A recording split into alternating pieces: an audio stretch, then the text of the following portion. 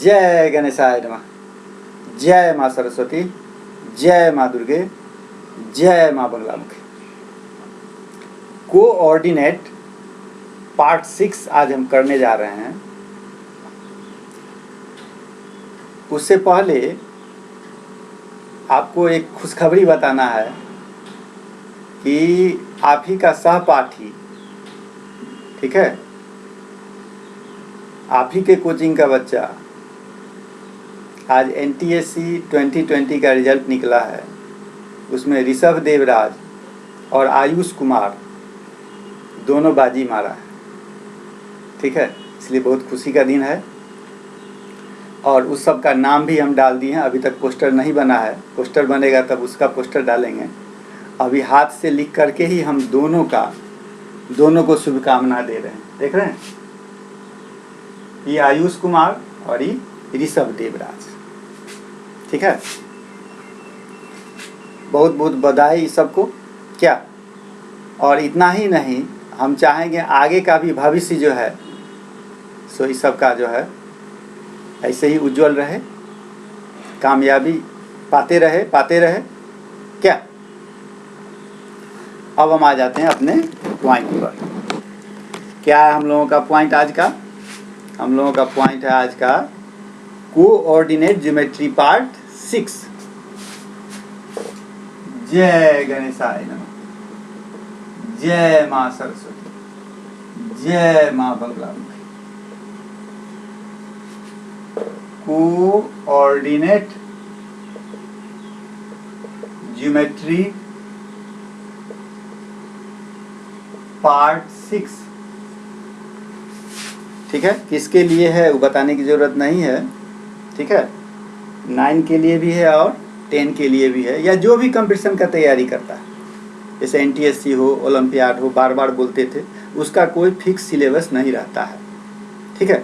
आप अपने ब्रेन को जितना रगड़ेंगे उतना तेज होगा, ठीक है। जैसे चाकू जो बनता है, ध्यान दो, चाकू जो बनाया जाता है तो इसलिए थोड़े तुमको बना के देता है या बाजार से तुम खरीद के आता है कि हमको सिर्फ आलू काटना है, नहीं ना। कद्दू भी काटेगा, पेपर भी फाड़ेगा, सब्जी, किसी सब्जी को काट सकता है या किसी काम में आ सकता है, नहीं। बात समझा मेरा? तो अपने चाकू को तेज करो, यानी ब्रेन को तेज करो। तो ब्रेन तेज कैसे होगा? 2 प्रकार से, एक तो गॉड गिफ्टेड है, ठीक है, या दूसरा अपना पहचान लो कि तुम्हारे पास गॉड गिफ्टेड है तो कोई बात नहीं। नहीं तो दूसरा एक ही रास्ता बचता है, लेबर। आप कितना मेहनत करते हो उसी पर डिपेंड करता है, अन्यथा कुछ नहीं। अब मैथ वही करना सिखाता है, मैथ लेबर करना ही सिखाता है, ठीक है। कहते मैक्सिमम प्रैक्टिस इस पे तुम्हारे पास है। जैसे कोई भी क्वेश्चन हम लोग लेते हैं तो एक ही क्वेश्चन थोड़े होता है, उसे हम करोड़ों बना सकते हैं। अब आपको देखना है कि आप कितना उसमें बना सकते हैं, ठीक है।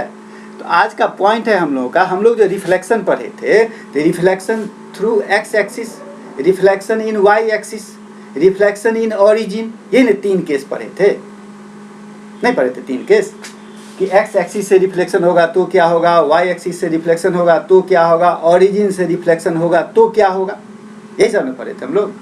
अब कहता है कि मान लो कि x एक्सिस ना हो, y एक्सिस ना हो, ओरिजिन ना हो, इसके अलावा भी तो कुछ हो सकता है। क्या हो सकता है? जैसे हम कहते हैं कि x एक्सिस के पैरेलल कोई दूसरा लाइन हो, वो मेरे लिए मिरर का काम करेगा। चाहे y एक्सिस के पैरेलल कोई दूसरा लाइन हो, वो मेरे लिए मिरर का काम करेगा, तब क्या होगा? नहीं हो गया पॉइंट? जैसे मान लो कि ये मेरा ग्राफ पेपर है, ठीक है, ये x एक्सिस और ये y एक्सिस है, x डैश y और y डैश, ठीक है। इसमें तो हम इमेज बना लेते थे। मान लो x एक्सिस से इमेज बनाना रहता था तो x एक्सिस मेरे लिए मिरर का काम किया, और y एक्सिस से बनाना रहता था तो y एक्सिस मेरे लिए मिरर का काम किया। लेकिन ऐसा नहीं हो, यदि ऐसा नहीं हो तो क्या होगा? मान लो कि x एक्सिस के पैरेलल एक कोई दूसरा लाइन है, अब मेरे लिए यह मिरर का काम करेगा। बात समझ रहा है? ई मिरर का काम करेगा, तो इसके कारण इमेज क्या बना, ठीक है। या ये भी केस हो सकता है Q y एक्सिस के पैरेलल हो, E मेरे लिए मिरर हो गया। नहीं, अब यहाँ यदि हम कहीं ऑब्जेक्ट रखते हैं तब उसका इमेज कहाँ बनेगा? तो इस प्रकार का जो केस आएगा उसके लिए फॉर्मूला है, लेकिन फॉर्मूला बना कैसे? फॉर्मूला तो है, फॉर्मूला आपको याद करना होगा, लेकिन फॉर्मूला आपको बनाने आना चाहिए ना, क्या? उसके बाद आप याद रखिए, ठीक है? उसी चीज को हम आज बताने जा रहे हैं, ठीक है? चलिए, इस खुशी के दिन में आप लोग भी कुछ खुश हो जाइए, सीख लीजिए। आपका पॉइंट है reflection of a point in the line, reflection of a point in the line, मान लीजिए x इज इक्वल टू ए। ये कुछ भी हो सकता है, 1 2 3 4 5 6 कुछ भी। एक चीज आपको बता दिया गया है कि x इज इक्वल टू ए, इसका जो लाइन होगा वह क्या होगा? y एक्सिस के पैरेलल होगा। x इज इक्वल टू ए माने x इज इक्वल टू 1 2 3 4, इसका मतलब क्या? Parallel to y axis.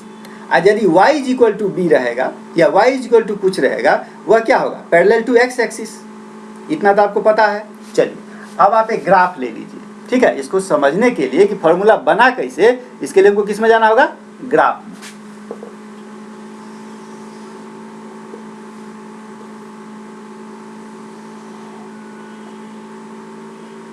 ये मेरा है x एक्सिस, ये है मेरा क्या? y एक्सिस, ठीक है? अब है कि लाइन क्या है आपका? x is equal to A. Line क्या है? x is equal to A, यानी x का वैल्यू a होगा, चाहे 1 हो, चाहे 2 हो, चाहे 3 हो, चाहे 4 हो, चाहे 5, कुछ भी हो, यही ना होगा। तो मान लीजिए कि x इज इक्वल टू ए ई है। ई जो है आपका यहां से यहां तक का डिस्टेंस क्या है? ए, ठीक है? x इज इक्वल टू ए का लाइन खींचना है, यानी क्या होगा? y एक्सिस के पैरेलल, यानी इसका x इज इक्वल टू ए का जो लाइन हुआ, जो ग्राफ हुआ, सो ई हो गया। ग्राफ क्या हो गया? ई, यानी इस लाइन का क्या हुआ? x इज इक्वल टू ए, यह जो लाइन है वह x इज इक्वल टू ए को शो कर रहा है, ठीक है? अब आ जाइए, अब आप इतना तक का क्वेश्चन हुआ कि reflection of a point, reflection of a point in the line x is equal to a. तो लाइन तो आप ले लिए, एक पॉइंट लेना होगा। नहीं, कोई एक पॉइंट ले लीजिए आप। तो मान लीजिए कि हम कोई पॉइंट ले लिए, कहाँ ले लें पॉइंट? कहीं पर ले लो। मान लीजिए एक पॉइंट हम यहाँ ले लें, ठीक है? ले लिए एक पॉइंट यहाँ लिए, इस पॉइंट को हम मान लिए क्या? P, ठीक है? इस पॉइंट को क्या मान लिए? P, चाहे वहां चाहे यहाँ कहीं भी मान लो। यहीं पर मान लो एक पॉइंट हम P मान लिए, इसका कोऑर्डिनेट ले लिए हम क्या? x1 y1, ठीक है? इसका यदि हम क्या खींचते हैं? इमेज लेते हैं। तो क्या है इमेज बनाने का? क्या तरीका है मेरे पास कि इससे इस लाइन पर हम क्या गिराएंगे? परपेंडिकुलर गिराए, ठीक? और उसी परपेंडिकुलर लाइन को क्या करेंगे? आगे बढ़ाते जाएंगे। इसी को हम आगे बढ़ाते चले गए, यही ना? और जितना डिस्टेंस ई है, जितना डिस्टेंस ई है उतना ही डिस्टेंस इसमें से हम लेते हैं, ठीक? जितना डिस्टेंस ई था उतना ही डिस्टेंस इसमें से हम ले लिए। ये मेरा P डैश जो होगा, सो इसका क्या बनेगा? इमेज बनेगा। अच्छा, तो P डैश जो मेरा इमेज बनेगा, तो एक चीज देखो कि तुम्हारा x का वैल्यू चेंज हो रहा है, x का वैल्यू चेंज हो रहा है, लेकिन y का तो वैल्यू चेंज नहीं हो रहा है, वो तो उसी पर है, नहीं है? तो y वाला तो वही रहेगा भैया, नहीं रहेगा? y वाला वही रह गया, यानी y1 ही रह गया। और यहाँ पर x1 के बदला हम कर देते हैं x2, बहुत छोटा है, हाँ? x1 के बदला क्या कर दिए? या इसको बड़ा करके लिख दो, इसको, इसका कोऑर्डिनेट बड़ा करके लिख दो, x2 y1। अब क्लियर हो गया? x2 y1, ठीक? यानी ये जो x2 y1 है, इसी का ना वैल्यू हमको निकालना है, क्या? इसी के लिए हमको फॉर्मूला निकालना है। अब आ जाओ, हम क्या करते हैं? इससे हम इस पर परपेंडिकुलर गिराए, इससे भी हम इस पर परपेंडिकुलर गिराए, ठीक है? दोनों परपेंडिकुलर गिरा लिए। ठीक, अब देखो ये जो पॉइंट है मेरा, ये हम यहां माने हैं x1 y1। ध्यान दो बात पर, यहां क्या माने हैं, इस पॉइंट को हम मान लिए x1 y1। इसका मतलब क्या, इसका मतलब ये जो पॉइंट रहा होगा यह x1 है, और ये जो पॉइंट रहा होगा ये y1 है, तब न जाके ये पॉइंट P का कोऑर्डिनेट x1 और y1 होगा। ये बात समझ रहा है, इसमें कोई दिक्कत नहीं। अब आइए, अब गौर करो, ये पूरा मेरे पास क्या था, अब सबका नेमिंग कर दो। ठीक है, तो नेमिंग हम इसको कर दिए O, ठीक है, इसको मान लिए हम K, इसको मान लिए L, इसको मान लिए M, ये तो P और P डैश है ही। ठीक है, अब एक चीज देखो, यानी OL मेरे पास क्या है, A है, OL मेरे पास A है, OK मेरे पास x1 है, नहीं है, तो KL मेरे पास क्या होगा, KL इज इक्वल टू कितना, A माइनस x1 होगा। ये जो KL है मेरे पास वो कितना हो जाएगा, A माइनस x1, कोई दिक्कत नहीं। अच्छा, ये बात तो आप जानते हैं ना कि object distance is equal to image distance होगा। Object distance is equal to क्या, इमेज डिस्टेंस, इसलिए KL is equal to LM, नहीं हो गया, क्या हो गया, KL कितना हो गया, A minus x1, KL is equal to क्या हो जाएगा, LM। जितना KL होगा भैया उतना ही ना LM होगा, कि नहीं होगा, हो गया, यानी LM भी कितना हो गया, A माइनस x1। LM भी कितना हो गया, इसको छोटा 1 लिखो, LM भी कितना हो गया, A माइनस x1। अब देखो एक चीज, KL निकल गया और क्या निकल गया, KM निकल गया। ठीक है, अच्छा LM भी निकल गया। आपको जो लेना है x2 भाई साहब, x2 लेना है, इसका मतलब क्या, यहां से यहां तक लेना है ना, यानी आपको निकालना है क्या, OM निकालना है, यानी OM ये किसके बराबर है, x2 के बराबर, जो आप लिए थे, ये ना OM लिए थे आप, किसका, x2 का, यहाँ हम लिखिए देते हैं x2, ये ना x2 का वैल्यू आपको निकालना है। अब बताइए OM कितना हुआ, OM हुआ OK प्लस KM, नहीं हो गया, OM is equal to OK plus कितना, KM। OK मेरे पास कितना था, OK कितना था, x1 था, OK मेरे पास कितना था, x1, और KM मेरे पास कितना है, KM कितना निकाले हैं हम लोग, KM नहीं निकाले अभी, KM कहीं निकाले होंगे, KM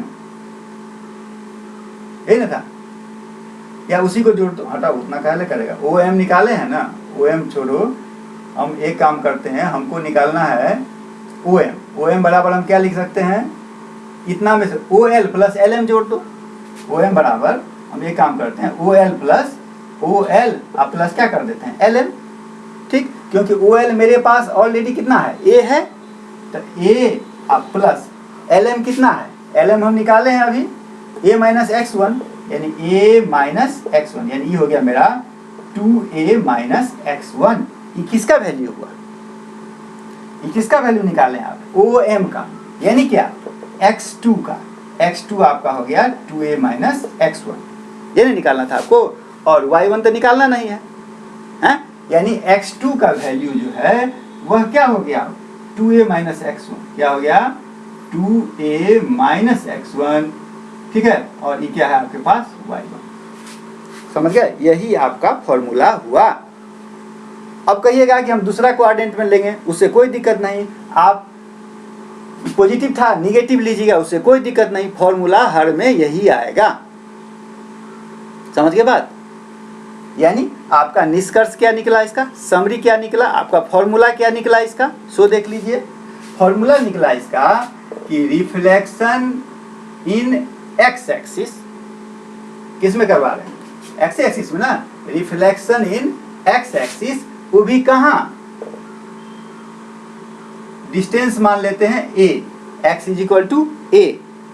तब यदि कोई पॉइंट है जिसका कोऑर्डिनेट यदि आपको दिया रहेगा एक्स वाई, ठीक है, तो वाई में तो कोई चेंज नहीं हुआ, तो क्या हो जाएगा रिफ्लेक्शन इसका रिफ्लेक्शन हो गया 2a माइनस एक्स, ठीक है, और कॉमा क्या वाई।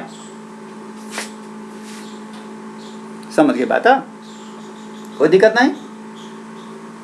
यही आपके लिए एक फॉर्मूला का काम किया, यही आपका समरी हुआ। ये आपको हम वैसे ही पहले बता देते, लेकिन यहाँ तक क्लियर हो गया ना कि क्यों हुआ, काहे हुआ, अभी आपको ज़्यादा याद रहेगा, ठीक है। अब एक एग्जाम्पल ले लीजिए कोई, क्या इस पर कोई एक एग्जाम्पल लीजिएगा तब ना आपको पता चलेगा। मान लो कि कोई एग्जाम्पल हम ले लेते हैं कि reflection through X axis x is equal to 4 और पॉइंट हम ले लेते हैं 2, 3। एक पॉइंट क्या ले लिए हम 2, 3, ठीक है। इसका इमेज कहाँ बनेगा? तो साफ साफ है, क्या है 2a माने 2 इंटू 4 यानी कितना हो गया 8 और y1 वही रह जाएगा, कितना 8, 4 हो गया। एक लाइन में तुम्हारा काम खत्म। अब समझ गए बात? यही था आपका रिफ्लेक्शन इन क्या एक्स एक्सिस, ठीक है, जहाँ की x किसके बराबर है, a के बराबर होगा, तो 2a माइनस एक्स और y का y रह जाएगा, ठीक है। अब हम चले आते हैं दूसरे पॉइंट पर। चलिए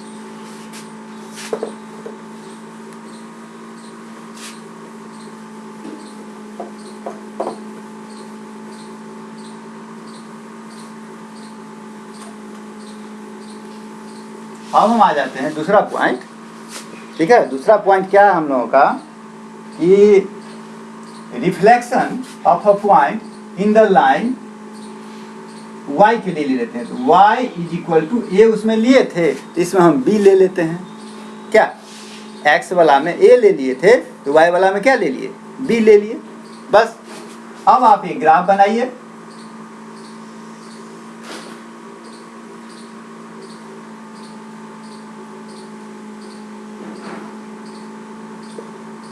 x डैश y डैश, ठीक है। y is equal to b means parallel to x axis, नहीं होगा, y is equal to b means parallel to x axis. इसका मतलब हुआ कि यहाँ से यहाँ तक का डिस्टेंस क्या हुआ b, यहाँ से यहाँ तक का डिस्टेंस क्या हो गया b। अच्छा, और इस लाइन का जो इक्वेशन हुआ क्या कहलाएगा y is equal to b, ठीक है। अब हमको कोई पॉइंट लेना है, नहीं कोई पॉइंट लेंगे तब ना हमको पता चलेगा कि उसका रिफ्लेक्शन कहाँ होगा। अब सोच के देखो, हम मार्कर बदलें, ब्लैक से हो गया बहुत, अब ब्लू से किया जाए।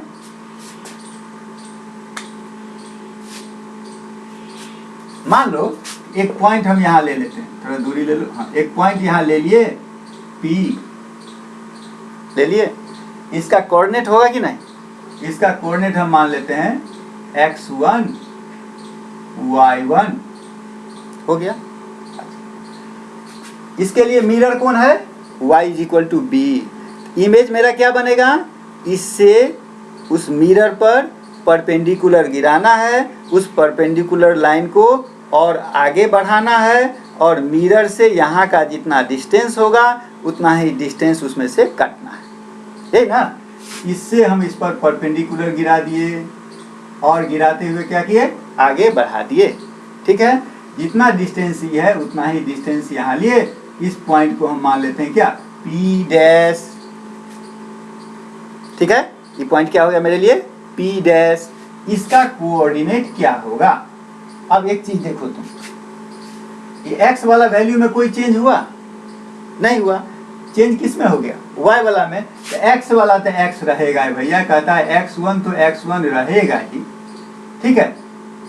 y1 को हम मान लेते हैं क्या y2, यानी हमको वैल्यू किसका निकालना होगा y2 का निकालना होगा, नहीं किसका वैल्यू निकालना है y2 का वैल्यू निकालना है। अब मेरे लिए क्वेश्चन हो गया, उसका सॉल्यूशन हम निकाल लेंगे, वही मेरे लिए फॉर्मूला हो गया। और जब मेरे पास एक बार फॉर्मूला आ गया तो हम आराम से जीवन भर उसको चलाते रहेंगे, नहीं, एक बार फॉर्मूला गलत हुआ तो जीवन भर गलती करते रहो, दूसरा को भी टेंशन दो क्या। अब देखो पॉइंट P हो गया, ये क्या है पॉइंट P डैश।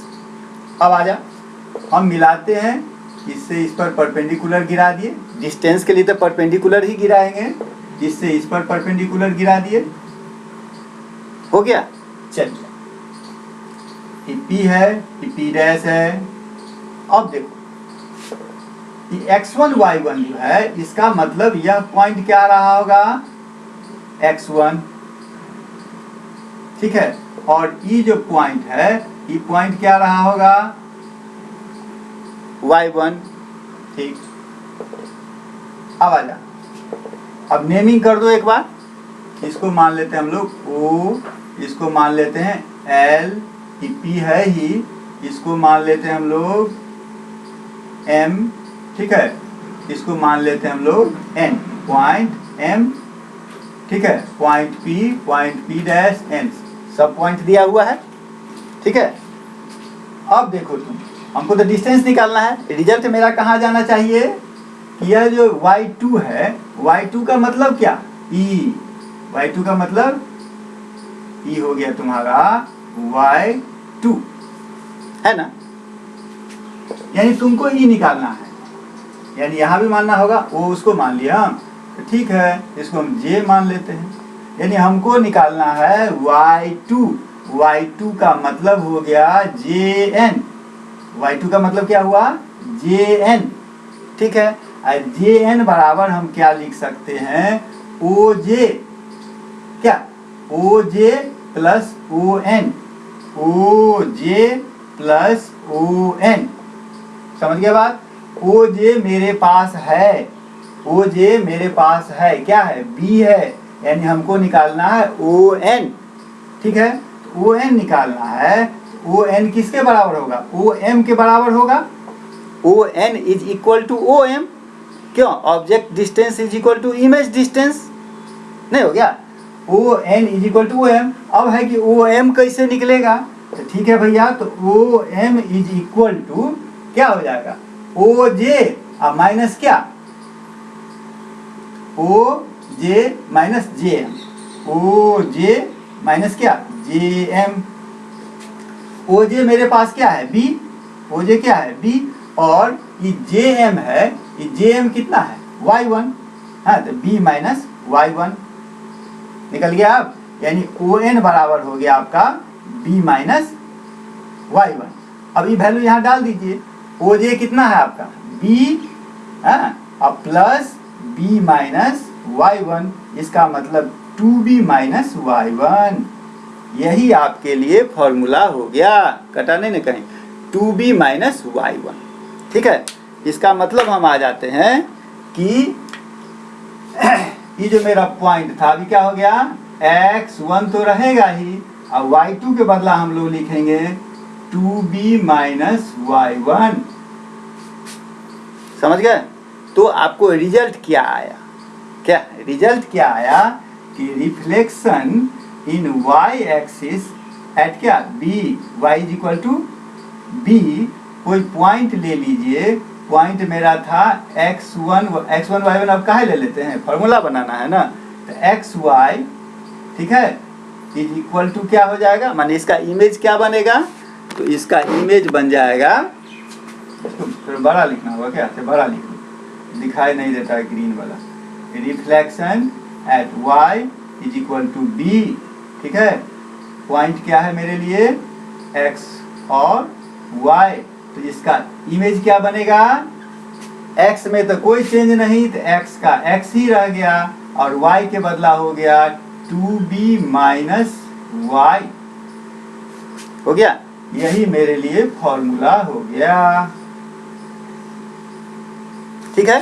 अब इस पर जो है सो आप कोई एक क्वेश्चन ले लीजिए, ठीक है। जैसे मान लो कि हम ले लेते हैं reflection through y is equal to कितना 3, ठीक है, और एक पॉइंट ले लेते हैं हम लोग, पॉइंट ले लिए, क्या पॉइंट ले लेते हैं मान लो 4 5, ठीक है, पॉइंट क्या ले लिए 4 5, अब इसका जो इमेज बनेगा उसका कोऑर्डिनेट क्या होगा? इसका कोऑर्डिनेट हो जाएगा x का, x तो वही रह जाएगा 4, और वो क्या होगा 2b है, तो b कितना है 3, तो 2 3 जा 6 माइनस 5 कितना 1 4 1। समझ गए बात? अब आपका टॉपिक खत्म हुआ है। अब आप इस पर कोई भी क्वेश्चन ले सकते हैं। हम क्या दें क्वेश्चन आपको, आप ऐसे ही चेंज करते जाइएगा क्या, या नहीं तो जो कोई छोटा बच्चा देख रहा होगा जिसके पास हमसे भी कम दिमाग होगा, हम तो कम दिमाग है इसीलिए हम इतना काम किए हैं, तुम्हारे पास दिमाग होगा सोचे हो इतना कौन करेगा, इसको याद रखो कर लेगा क्या, ये भी हो सकता है। तो मान लो कि हमसे भी किसी के पास कम दिमाग हो, ठीक है, उसके लिए हम क्वेश्चन दे देते हैं। जैसे कोनो क्वेश्चन ले लो, दो चारों कोई क्वेश्चन कहीं से ले लिया जाए।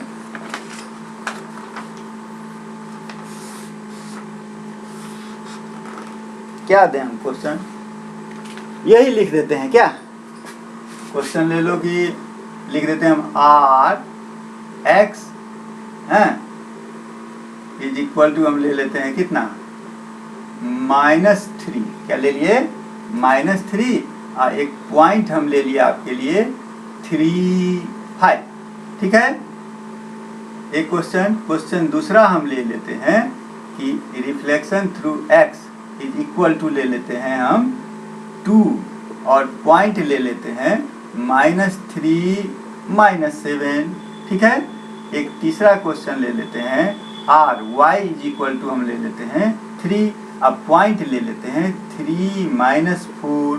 एक चौथा क्वेश्चन ले लेते हैं हम लोग, वह r(y) इज इक्वल टू ले लेते हैं हम क्या -2, y इसको भी हम यहाँ तो माइनस लिए थे, हाँ y इक्वल टू -2, इसको हम ले लेते हैं -4 और 5। बस इससे आपका ये होगा कि हम जो बनाए हैं, क्या आप भी चेक कर लीजिएगा ना, हम इतना बना भी देखो, जरूरी है कि यही सही होगा क्या, आप चेक कर लीजिए इसको कि सर जो बताए हैं फॉर्मूला वह सही है कि नहीं, इसको आप बना लीजिएगा, ग्राफ पर चेक कर लीजिएगा, तो चेक तो आराम से कर सकते हैं आप क्या।